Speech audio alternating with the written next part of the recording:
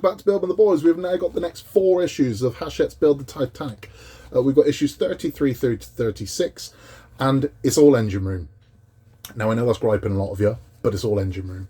Before we get into this, before we see what we're going to do, I need to do a big shout out to Stuart Edworthy. Thanks for supporting the channel, Stuart. It's very much appreciated. And a massive shout out to Peter Lloyd. Hope you're doing good, Pete. We have got 33 to begin with. Now, in 33, it's pretty much a mirror of what we did in, I want to say 32, it might have been 31, where we're just adding more detail in to the engine, to the other engine. So what I'm going to do is this is going to be a lot quicker than the last one. If you want to see more detail of how each of these things is glued and pinned in, you can see that on the one that we did. On this one, I mean, it's literally repetition. So I'm going to show you where the bits go, and we're just going to build up and get through it. Because with any kind of repeat build, if you've seen the Iron Man, which is notorious for repeat, you're just watching the same video again. So if you do need the build tips to go back and check, you can check the first one, you can see this one, see exactly where the positioning goes, but it's fairly standard. It's just incredibly small and fiddly. It's so small and fiddly that it actually forced me to book an eye exam. Because on the last one, I thought my eyes are that old now. I need to I need to get them sorted. At the end of this one, rather than a Titanic talk, we're going to talk about what it is I wear on my head, because I had a lot of messages about what are you wearing to see these things. And we got old eyes. We'll have a conversation at the end about exactly what I'm wearing, how it works, where you can get your own from, and what it does for me. And that's it. So let's get into it and let's get these pipes installed. Okay, so there ain't nothing to it but to do it. So what we've done is we've gone ahead and we've fitted this piece here and here. It's quite simple. It's a drop of glue. They drop in there and they're in between the second and third here. The next thing it wants us to do is it wants us to apply these to each of the sides here and within here. And we can show you on the one that we prepared earlier, which is very Blue Peter of me. It's these. So this is what we're going to be doing. Now, again, this is repetition, so we have done all this before, so if you need to see this being done, you can check on the last video where we showed it. But essentially, I'm just going to get these put in. But again, you have to make sure they're on the right angle. It's tempting to lean them against the post. Don't do that. They need to be standing upright. So let's get these fitted. Okay, so that's that complete. We've attached those. Next thing we're going to do is we've made this part here, and it is going to attach into these 2 holes here and here. Let's get that lined up.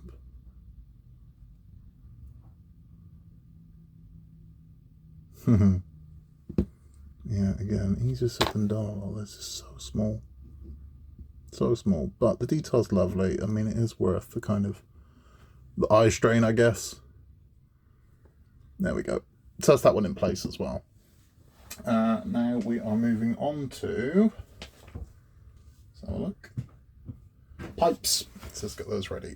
Okay, so we've installed our first set of pipes. Well, the large one here didn't require glue at all. We then have this one here that sits between these, and this one here as well, which did require a little bit of glue just to hold it in place.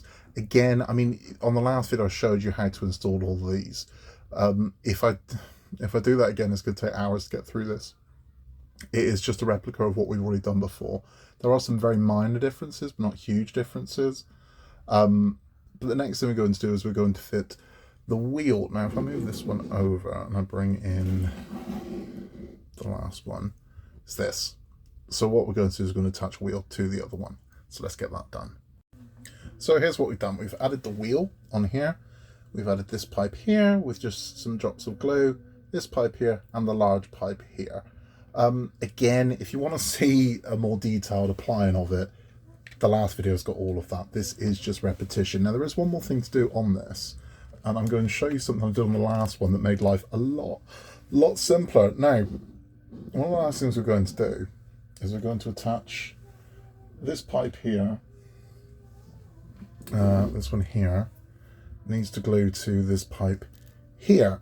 Now, if you do that, it makes this a bloody nightmare to fit. It just does. However, if you attach this first, then attach that, it makes life a lot simpler. So I'm going to attach the first part and I'll show you what I'm talking about. Okay, so we've attached that part first. Now what we're going to do is going to attach this piece here, just to make life a little easier. Because again, installing this, when you've got this flimsy piece hanging off the back, it can be a problem. snapping it off and having to glue it again. You don't want to do that. I don't want to do that.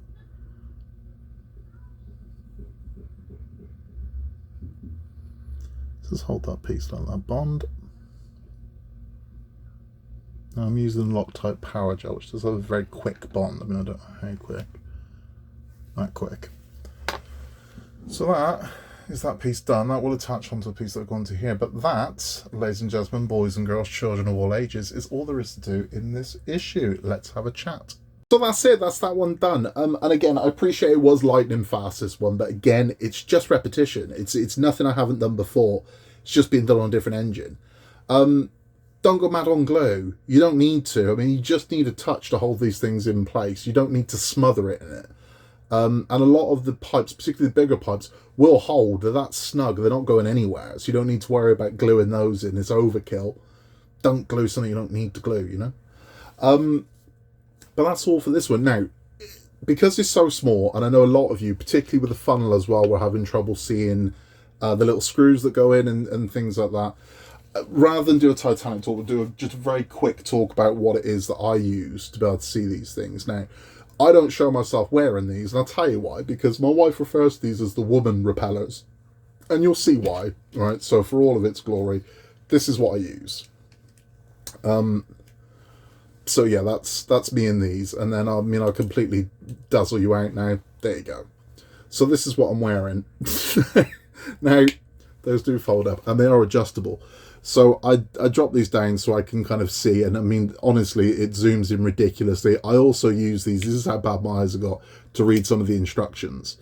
But it does just mean that I can see exactly what I'm doing. And the magnification is fantastic. Now, these do come with, I'm not sponsored by these people in any way, shape or form. This is just me trying to help you. This is how I do it. But this set here, these lenses are detachable, and they do come with a set of 6 lenses. So it depends on how bad your eyes are. I'm in the middle, so I'm 5 lenses, sorry, I'm in the middle, so I'm on lens 3, that's where I am. But they do go up to this incredibly thick lens here, which is, I mean, insane. You can see it magnifying the pumpkins there. This one's, yeah, I mean, if you put this on, I think you could probably see sounds. But then they come with a really small one as well, so if you just need a little boost, that's what that one's for. It does me a world of good, because I need it. Now, there is one other thing that I do when it comes to tiny parts. And this will sound like a strange one, and I'm certainly not trying to teach Granny how to suck eggs here, but it works for me. It doesn't mean it'll work for you, but it works for me.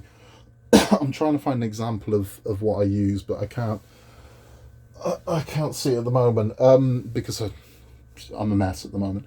I use paracord. So when I'm working with particularly tiny pieces, or screws, I make a square of paracord, which I tape down. Now that might sound weird, but the reason why is there is no lip to my workbench.